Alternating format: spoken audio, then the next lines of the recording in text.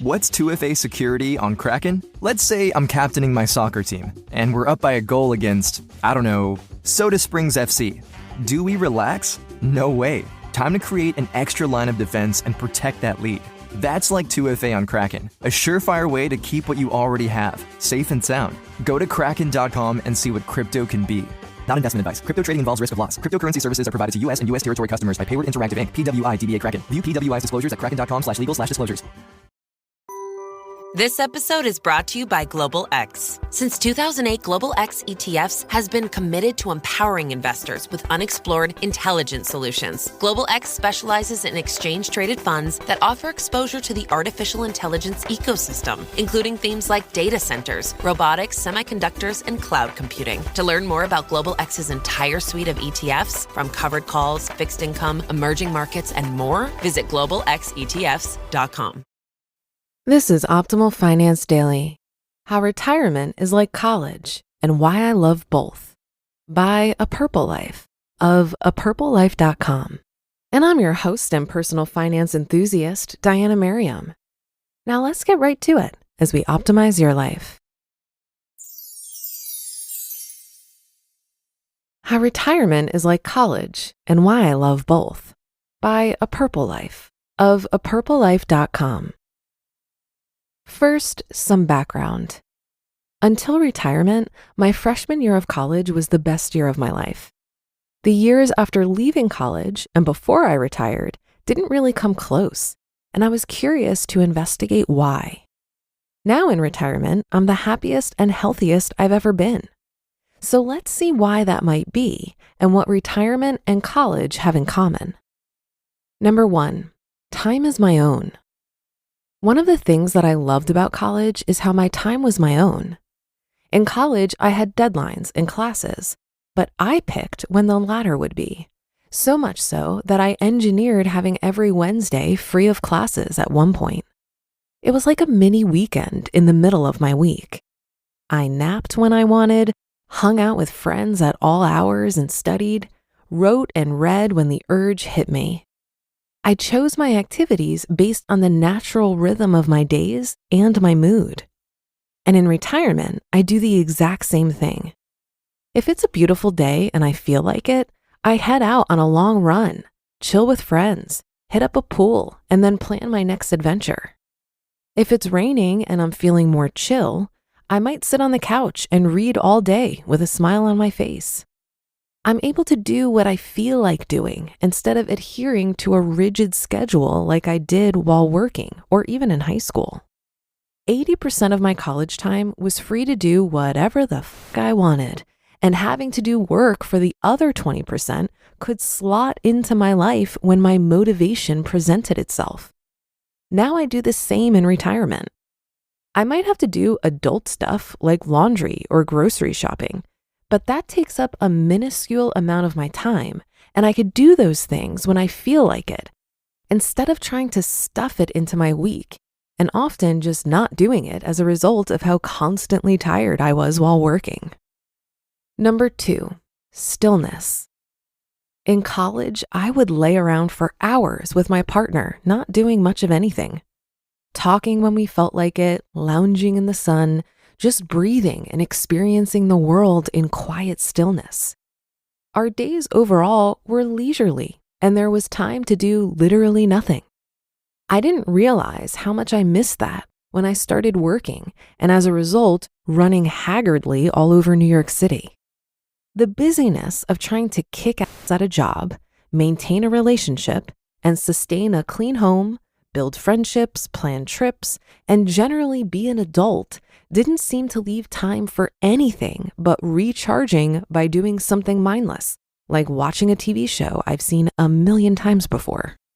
Now I've started doing nothing again in retirement, and when my partner takes a break from his work-from-home job, he sometimes does nothing with me, and it feels just like college. Today, we laid side by side while I watched the dappled sunlight dancing on the wall of the living room. It was so peaceful. I'm happy that the time I have now is enough that I don't feel the urge to stuff every minute full of activities, and I can just live. Number 3, constant community. I grew up in Atlanta, Georgia, where a friend that was close by was an hour drive away. As a result, I had some weekend sleepovers, but rarely saw friends during the week outside of school. In college, I had friends a few feet away from me at all times in our dorm rooms or at the farthest across campus, which was a short walk away. There was always someone around to hang out with, and this happened naturally instead of as part of a scheduled thing you have to pump yourself up to leave the house for after a long week of work. It was simple, effortless. Luckily, I found that the same is true in retirement, especially since I have become friends with so many retired and time-flexible people from this amazing community. There's always someone to hang out with, even in all the random cities I live in around the world. I don't have to wait until a rushed Sunday brunch to get some friendship in my life. And number 4, constant learning. I also loved college because it taught me how to think and analyze instead of memorize like high school. And I loved learning new things. Similarly, I now have the time and energy to dive into anything that strikes my fancy. If I see something interesting or that I don't recognize, I can stop what I'm doing and research it instead of filing it in my mind as something to look into when I have time, which never happened.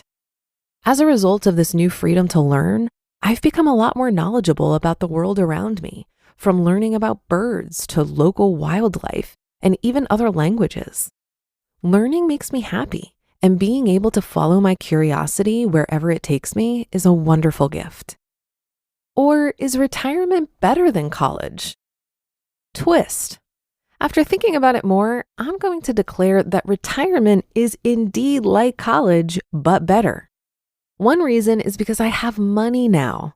Unlike my college self, I'm not stressed about splitting a restaurant bill evenly if someone ordered more than me. I'm also not stressed about my uncertain future after college and trying to make it and getting a good job, which are all in quotes because what in the does that stuff even mean? In addition to the friends I was able to see in college, the fact that I'm a full-time nomad that travels the world means that I have seen my loved ones more in the last 3 years of retirement than in the rest of my life combined. Traveling the world and following the sun and avoiding winter is another lovely perk I didn't have in college. Conclusion. I set out to discuss the similarities I saw between my beloved college years and my current lovely retired life, and in doing so realized that retirement is even better than my college experience. And that's pretty wild for me to internalize. The happiest time in my life up until that point has been pushed aside for an even better time.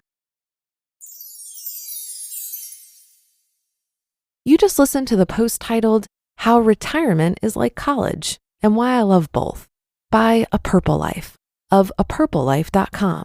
And I'll be right back with my commentary. Buy low, sell high. It's easy to say, hard to do.